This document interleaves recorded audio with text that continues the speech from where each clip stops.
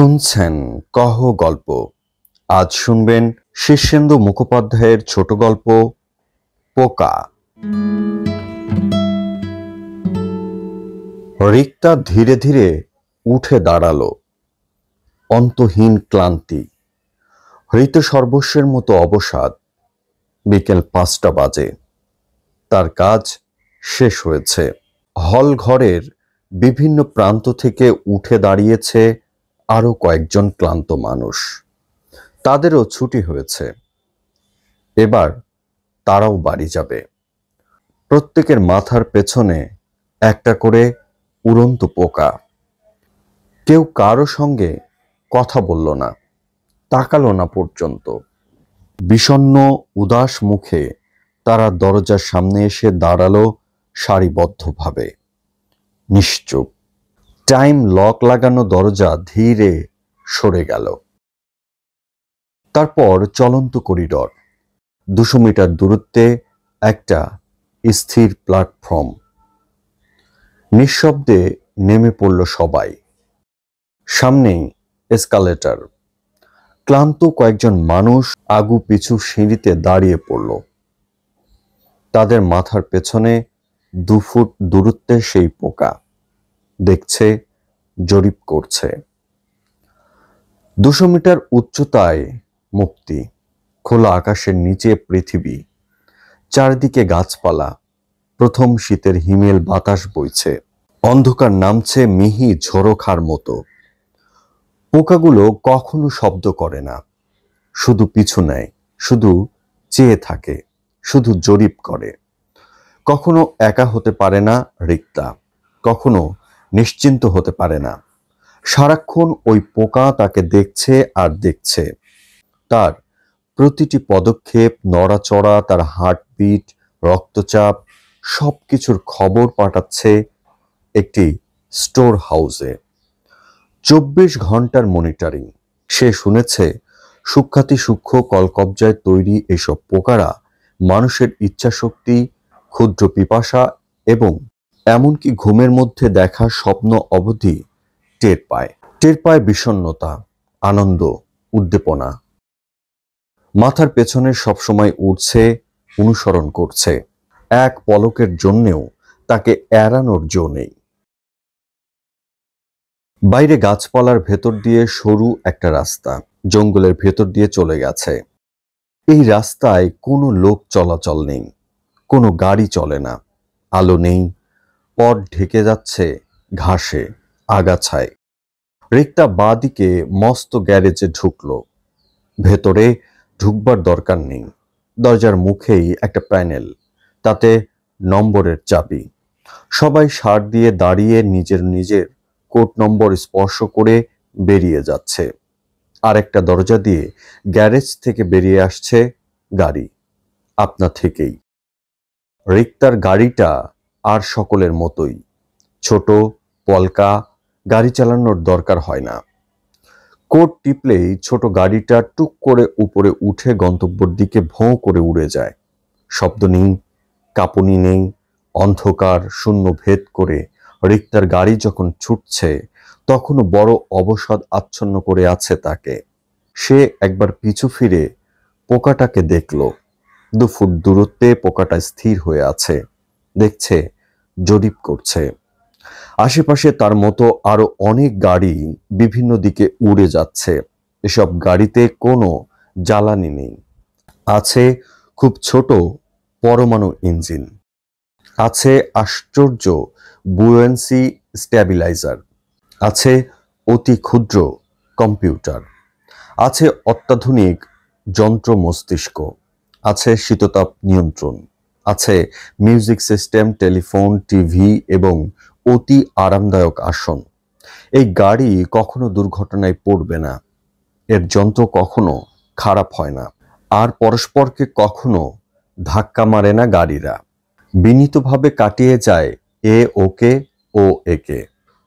রিক্তার কিছু করার নেই, সে চোখ বুজে বসে রইল।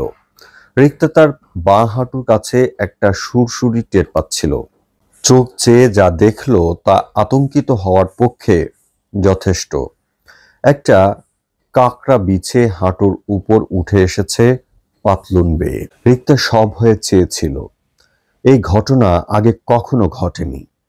কোথা থেকে এলো বিছেটা? আচমকাই পোকাটা ছুটে এলো সামনে। রিক্তা দেখতে পেল পোকাটার মুখে ঝকঝক করছে একটা সরু সূচের মতো কিছু। চোখের পলকে বিছাটার উপর গিয়ে পড়ল পোকাটা। তারপর সূচে বিঁধে সেটাকে নিয়ে গেল রিক্তার পেছনে, মাথার 2 ফুট দূরত্বে। রিক্তা ঘাড় ঘুরিয়ে দেখল পোকার মুখে বিছেটা ছটফট করছে। তারপর ধীরে ধীরে বিছেটা নির্জীব হয়ে গেল, স্থির হয়ে গেল। তারপর রিক্তা দেখল বিছের নিথর দেহটা যেন এক তীব্র তাপে কুঁকড়ে ছোট হয়ে যাচ্ছে, অঙ্গার হয়ে যাচ্ছে। ছাইগুলো খসে পড়ল নিচে। একটা সাকশন যন্ত্র চালু হলো পায়ের তলায়। ছাইগুলো উধাও হয়ে গেল।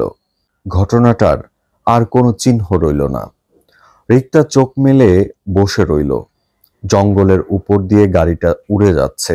নিচে ঘনায়মান অন্ধকার, জঙ্গল বাড়ছে, পৃথিবী সবুজ হচ্ছে ক্রমে। জনসংখ্যা সম্পূর্ণ নিয়ন্ত্রণে চলে এসেছে। পৃথিবীতে খাদ্য ও সম্পদের আর কোনো অভাব নেই। অভাব নেই স্বাধীনতারও। রিক্তা কি স্বাধীন? সে একবার পোকাটার দিকে ফিরে চাইল। মাথার 2 ফুট পিছনে স্থির হয়ে ভেসে আছে রক্ষক? না। গত 10 বছরেও রিক্তা ঠিক বুঝতে পারল না পোকাটার সঙ্গে তার কোনো সম্পর্ক তৈরি হয়েছে কিনা। 1000 মিটার নিচে গাছপালায় ঘেরা একটা বাড়ি হঠাৎ ঝলমল করে উঠল। বাড়ির ছাদের উপর সবুজ আলোয় লেখা সেক্টর 3। এটাই রিক্তার বাড়ি। একটা 80 তলা স্বয়ংসম্পূর্ণ আবাস। ছাদে গাড়ি নামা আর রাখার জায়গা। নিচে হাজারো ফ্ল্যাট।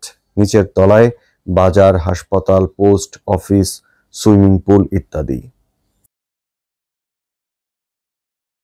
মানুষ একা থাকে, কারো সঙ্গে কোনো সম্পর্ক রচিত হয় না, বিয়ে নেই। তবে নরনারীর মিলন অবাধ ও ইচ্ছাধীন। প্রয়োজনে সন্তান হয় বটে, কিন্তু সন্তানের সঙ্গে মায়ের কোনো সম্পর্ক কিছু থাকে না। রিক্তার গাড়ি ছাদে নেমে এলো। দরজা খুলে গেল। অবসন্ন রিক্তা নেমে এলো। পাশেই আরেকটা গাড়ি থেকে 2টি মানুষ নেমেছে, একজন পুরুষ, অন্যজন মেয়ে। তারা কথা বলছে না, নেমে সিঁড়ির দিকে হেঁটে চলে গেল। ওরা হয়তো রাতে একসঙ্গে থাকবে। কেউ কারো নাম বা পরিচয় হয়তো জানতে চাইবে না। সকালে যে যার নিজের জায়গায় চলে যাবে। জীবনে হয়তো আর দেখাও হবে না। বাড়ির গঠন সাধারণ, যেমনটা হয় আজকাল। একটা চত্বর ঘিরে বাড়িটা চৌকোনো গড়ে ওঠে। মাঝখানটা ফাঁকা, অনেকখানি জায়গা মাঝখানে। উপর থেকে নিচ অবধি দেখা যায়। এই ফাঁকা জায়গাটার মাঝখানে কয়েকটা লিফট বিদ্যুৎ গতিতে ওঠানামা করছে। লিফট পর্যন্ত যাওয়ার জন্য আছে সরু ক্যাটওয়ে। ক্যাটওয়েগুলো কাঁচের টিউবের মতো। উপর নিচ আশপাশ সব স্পষ্ট দেখা যায়। 80 তলা থেকে নিচের দিকে তাকালে একটু ভয় ভয় করে রিক্তার। হাতে সময় থাকলে সে চলন্ত সিঁড়ি দিয়েই নামে। আজ তার শরীরে বড় অবসাদ। সে ক্যাটওয়ে দিয়ে হেঁটে লিফটের কাছে এলো। কাচের স্বচ্ছ লিফট। রিক্তার ভয় ভয় করে। লিফট জানে সে 25 তলায় যাবে। তার বংশবৎ পোকাটা সম্পূর্ণ কোডেড। এই পোকার কোড বুঝে নিয়ে লিফট নামতে লাগলো অনেকটা পতনের মতো দ্রুত বেগে। তারপর থামলো। ক্যাটওয়ে ধরে এসে চলন্ত করিডরে পা রাখলো সে। নিজের ফ্ল্যাটের সামনে এসে করিডর থেকে প্ল্যাটফর্মে উঠল। দরজায় তালা চাবি, কিছু নেই। এখানেও কোড। সে দরজার সামনে দাঁড়াতেই দরজা খুলে গেল। একখানা ছোট বসবার ঘর, একখানা আরো ছোট শোয়ার ঘর, খেলাঘরের মতো ছোট একটু রান্নার জায়গা, টয়লেট। কাচের সার্সি দিয়ে একটা দেয়াল তৈরি হয়েছে। পর্দার ব্যবস্থা নেই, কিন্তু সুইচ টিপলেই স্বচ্ছ কাজ সম্পূর্ণ অস্বচ্ছ হয়ে যায়। ঘরে ঢুকতেই একটা রোবট এগিয়ে এসে তার পোশাক খুলে দিল, পরিয়ে দিল ঘরের সংক্ষিপ্ত পোশাক। চায়ের জল চড়িয়ে দিল রান্নাঘরের আগুনবিহীন উনুনে। আজকাল আগুনের চল নেই, রান্না হয় একটা ইথারীয় কম্পনে। রিক্তা দু চুমুক চা খেলো। রোবট বাথরুমে গিয়ে টাবে তার জন্য সঠিক তাপমাত্রায় স্নানের জল তৈরি করলো, চালু করলো গানের ক্যাসেট। তারপর তা গা ম্যাসেজ করে দিতে লাগলো। রোবটের হাতে প্যাড লাগানো। মেসেজটা চমৎকার, মেসেজটা নানা রকম হয়, সেইভাবে প্রোগ্রাম করে দিতে হয় রোবটকে। মেসেজের মাঝপথে হঠাৎ প্রজেক্ট কোনো সংকেত দিল। টুং! দেওয়ালের গায়ে হঠাৎ একটা চৌকুপি আলোকিত হলো। একটা মেয়ের মুখ। একে চেনে না রিক্তা। মেয়েটা তার দিকে চেয়ে হঠাৎ ধমকের স্বরে বলল, আমি কে? রিক্তা বলল, তার আমি কি জানি, আইডিকে জিজ্ঞেস করো। আইডি হলো আইডেন্টিটি ডিপার্টমেন্ট। মানুষ একা থাকতে থাকতে মাঝে মাঝে একটু নিজেকে হারিয়ে ফেলে। আজকাল প্রায়ই এটা হয়। আইডি তখন তার পরিচয় ধরিয়ে দেয়। মেয়েটা রাগের গলায় বলল, ওরা ভুল বলছে। কি বলছে? বলছে আমি জবা। তাহলে তাই? না, আমি জবা নই, আমি পূর্ণা। আমার সেক্টর 4, আইডি বলছে 3। ওরা ভুল বলছে। ওরা যা বলছে তাই ঠিক, মেনে নাও। কি করে মানব? আমি তো পূর্ণা। না, তুমি জবা। কিছুতেই না, তুমি দেখতে বেশ সুন্দর তো। রিক্তা ভ্রু কোঁচকালো। সুন্দর? সুন্দর দিয়ে আজকাল কিছু হয় না। কেন হবে না? তুমি সুন্দর। তুমিও সুন্দর। আজকাল সবাই সুন্দর। যারা সুন্দর নয় তারাও কসমেটিক সার্জারি করে সুন্দর হয়ে যায়। না, তুমি অন্যরকম সুন্দর। আমার ঘরে আসবে? 71 তলায়, ফ্ল্যাট B4, 4 নম্বর ক্যাটওয়ে। আমি খুব টায়ার্ড। আমি যে জবা নই, কি মুশকিল। না হলেও বা যাই হও, কিছু যায় আসে না। তুমি কে? আমি রিক্তা। আমি তোমার কাছে একটু আসতে পারি? না, আমি ক্লান্ত। আমি এখন স্নান করব, তারপর ঘুমোবো। ঘুমোবে? কি আশ্চর্য, আমি ঘুমোতে পারি না। হতেই পারে না। স্বপ্ন পালঙ্ক অত্যাধুনিক প্রযুক্তিতে তৈরি, ঘুম হবেই। আমার হয় না। তাহলে হাসপাতালে যাও। ভয় করে। ভয়? ভয় কিসের? মন্দিরা তো হাসপাতালে গিয়েছিল। ওরা ওকে 5 বছরের জন্য ঘুম পাড়িয়ে দিল। বলল ওর যা সব নার্ভের কমপ্লিকেশন, তা 500 বছর ঘুমলে তবে ঠিক হবে। আমাকেও যদি তাই করে? করুক না, ভালোই তো।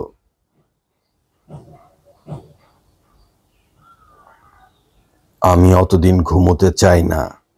ওটা তো মৃত্যু।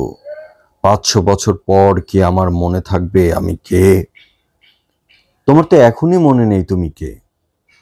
আমি পূর্ণা। আইডি তো তা বলছে না। ওরা ভুল বলছে। রিক্তা একটা দীর্ঘশ্বাস ফেলে রোবটকে বলল, ফোনটা অফ করে দাও। ফোনটা অফ হয়ে গেল। মাঝে মাঝে সমস্যাটা রিক্তারও হয়। দিনের পর দিন কেউ তার নাম ধরে ডাকে না, কেউ কথা বলে না, মুখের দিকে তাকায় না। তখন মাঝে মাঝে হঠাৎ মনে হয়, আরে আমি কে? রিক্তা স্নান করলো। রোবট তার খাবার তৈরি করে সাজিয়ে দিল টেবিলে। একটু স্যুপ, একটু সবজি সেদ্ধ।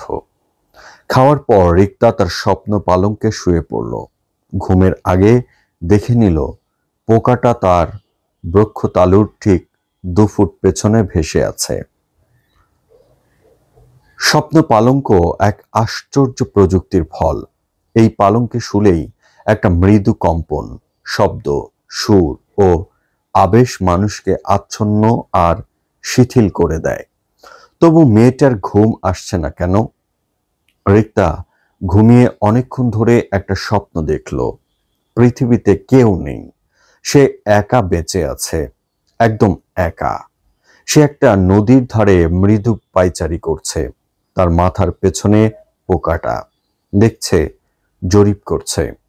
হঠাৎ রিক্তা পোকাটার দিকে চেয়ে বলল, এখনো কেন আমাকে অনুসরণ করছো? কার জন্যে? আমি তো একা একা একা। পোকাটা তবু বিচলিত হলো না। রিক্তা তখন মিনতি করে বলল, এবার ছাড়ো আমাকে, একবারটি ছাড়ো, আমাকে সত্যিকারের একা হতে দাও, একটিবার, একবারটি। পোকাটা নড়ল না। রাত দুটোই ঘুমের চটকটা ভেঙে গেল রিক্তার। সে উঠে বসল।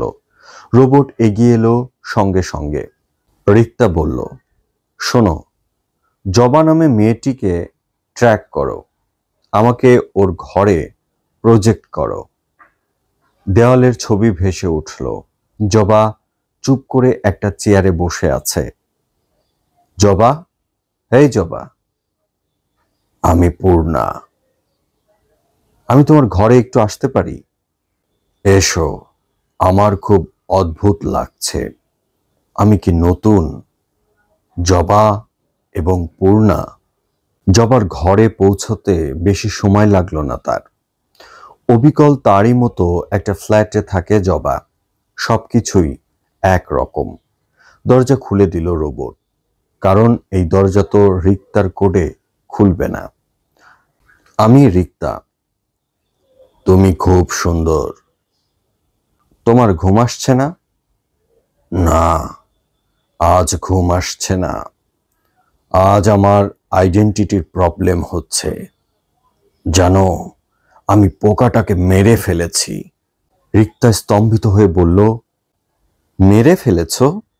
কি করে? আমার কাছে একটা রেগান আছে, তাই দিয়ে।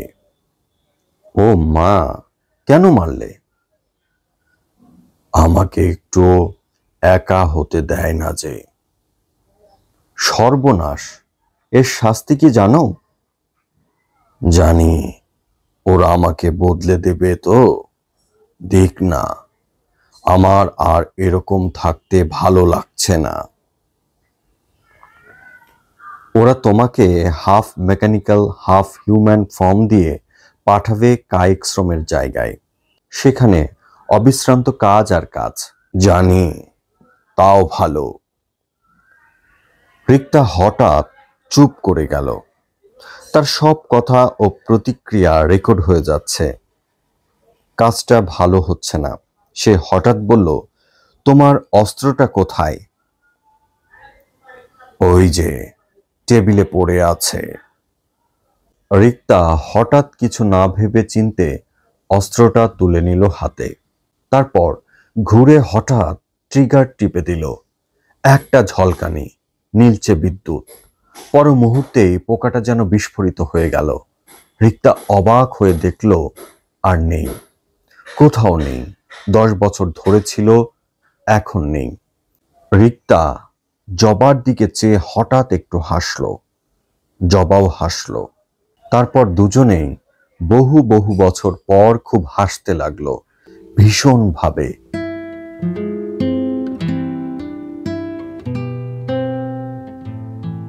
বন্ধুরা, এতক্ষণ শুনছিলেন শীর্ষেন্দু মুখোপাধ্যায়ের ছোট গল্প পোকা। এরকম আরো গল্প কিংবা উপন্যাস শুনতে চ্যানেলটি সাবস্ক্রাইব করে পাশে থাকা বেল আইকনটি অন করে দিন। এছাড়া গল্পটি কেমন লাগলো সেটিও আমাদের কমেন্টস করে জানাতে পারেন। গল্পটি যদি ভালো লাগে তাহলে অবশ্যই প্রিয়জনের সঙ্গে শেয়ার করতে ভুলবেন না। অন্য কোনো গল্প কিংবা উপন্যাস নিয়ে আবারও আপনাদের সঙ্গে দেখা হবে। সেই পর্যন্ত আপনারা সবাই ভালো থাকবেন, সুস্থ থাকবেন। মোস্ট ইম্পর্টেন্টলি কহ গল্পের সঙ্গেই থাকবেন।